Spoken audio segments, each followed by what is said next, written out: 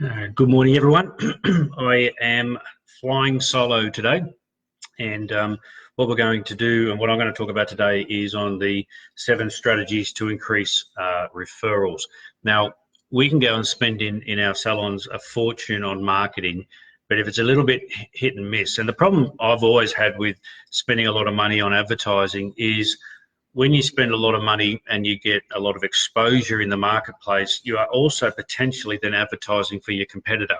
By that I mean, if you spark an interest from someone that sees your ad and then they think, oh yeah, I wouldn't mind going to a day spa or beauty spa or hair salon, and then they just realize your salon is too far, but now they'll go somewhere else. So that's why I'm a really big fan of referrals. And so I want to talk today about the 7 easiest strategies to increase referrals into your business.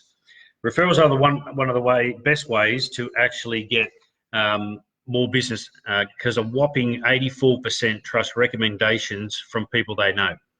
Now, we used to call this word of mouth. I now call it word of mouse. So there's a lot of times that people are going on to social media and either raving or not raving about their experiences. So what we want to do is increase that. So I want to go through some of my lives are a little bit shorter than Renee's, but we'll see how we go. But the first strategy is we've got to go the extra mile for our customers and our prospecting customers as well. Too many times these days, a lot of people in business just do good enough is good enough, and that can't happen anymore. The one thing that the consumer has got more than ever before is choice. So, and the choice they've got now is not only your salon versus someone else's salon, it is also your salon versus going to David Jones or going online to buy something else, because the money is what they're going to spend. And a lot of the time, what they spend it on is not always as important as what it used to be. So that's why we've got to ensure that the experiences that our customers are having when they are in our salons are so good that they have to go out there and rave about it. So one of the questions I have, and I want you to answer in your own head, is how do your staff know, oops, sorry, my computer just did something. How do your staff know that there's a brand new client inside your salon? Now, I know a lot of you will say, well, it's in the computer. Now, let's just pretend that all your staff don't get behind the computer and they're only in charge of the clients that they're in charge. So how do they know that there's a new client with one of your other staff members? Something that I would recommend that you do is create, everything's about gamification. So make a game of this thing. So what I would suggest is get like one of those little tassels, maybe a red one, pink one, whatever's in your color, your branding. And anytime there's a brand new client in any of your salon rooms, hang that over the doorknob. So that way, any of your staff that walk past that door know that there's a brand new client for the first time in your salon. That then puts them on notice to ensure that if they do have any touch point or any contact with that person, that they're going to be on their best behavior and they're going to be very mindful that this is a make or break situation. We only have, you don't get a second chance at a first impression. So a lot of the time we've only got one shot. And so if you've got a hair salon, what we do there is what I would suggest is do in lipstick, maybe a little pink love heart when a new client is about to come in and sit in that chair. So that way all the other staff members know that this is the first time this person's been here. So because, as I said before, there's a lot of choice. So what we've got to ensure is we're making our staff are being the reason for choice and not the reason for change. So sending reminders as well for appointments. I know a lot of you already do that. Following up after they've had their treatment to ensure that they had a good time. Is there anything that you could improve? Stuff that is mindful, because when the consumer starts to see that you actually do care and that you actually do want them to have a great experience, that is something that they will go and tell other people about. Number 2 is improve your customer support experience. So this is all about I'll go with being responsive. The amount of times that I've left an email through someone's website because there's no phone number or that's their preferred way to make an appointment and you never hear anything back, that's enough for them to go somewhere else. It's also enough for them, if your business comes up in a conversation, that they can then say, well, no one ever gets back to me anyway, so I've now found a new salon. So we've got to be really responsive. So you can set up certain tools that can assist with that, but getting onto people straight away is really, really important. For those who have ever left a message for me or sent me an email, you will understand that I will get back to you within seconds, every single time, unless I'm on a plane. It's the only time that I won't do it. Even if it's just a quick touch point, so I've got your email, I'm going to give you a call back at a certain point in time. That's enough to make people happy. The other thing is be sincere. There's too many businesses out in the marketplace these days that you just know they don't give a shit. And so what we've got to do is ensure, and this is stuff that we need to actually train our staff in. Sincerity is not a natural thing for a lot of people. It's not a natural thing for me.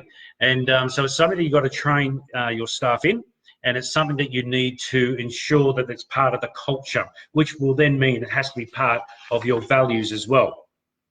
The third strategy is build relationships with people, because people refer people. So they will refer new clients or their friends to you, and most of the time they're going to refer the therapist that has actually assisted them. That's the first thing they'll do, right? And if they can't get into that, then obviously we'll have to put them with someone else. But people really want to have that connection. And if you look at retail now, so take yourself out of the spa space and go just into retail. When's the last time you had a connection when you went into a retail store to go and buy something? Most of the time, we look at it, they're just order takers. They're standing behind their counter. They're waiting for you to bring up the product. They'll then process the payment, and then you walk out the door. They think that was an awesome sale. There's actually had nothing that was actually sincere in that whole process. So what we've got to do is build those relationships. And those who watch this, and we know the ones that are on this page that have really good salons, you understand this principle, because the reason you've lasted so long in the marketplace is because of that relationship building, it's because of that sincerity. So it's really important to work on your customers and with your customers one-on-one. Even with the marketing sometimes, if you find that you've got a new product that's about to launch, or you've got a new product that's about to come in, into your salon that would really suit certain types of people because that's what they've been looking for, do one-on-one emails to them. Yes, I know that's going to take some time, but this is what we've got to get back into our salons now, is that sincerity. There's going to be the word of the live today. Number 4 is personalise your interaction as much as you possibly can.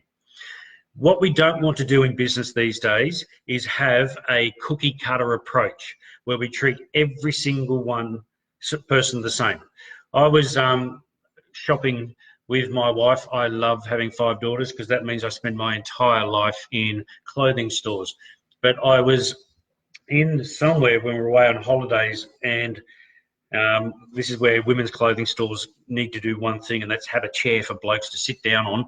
But I was just standing there, and I heard the girl behind the counter say the exact same thing to every single person that walked in. Hi, how you going? Hi, how you going? That's over. She was like a parrot, right? There was no personalisation. There was no any of that. And if you've got a successful salon, you would know that you've got your top-end clients that have been loyal for a very long time, and then you've got the ones that just come in once off every blue moon, or only come in once ever.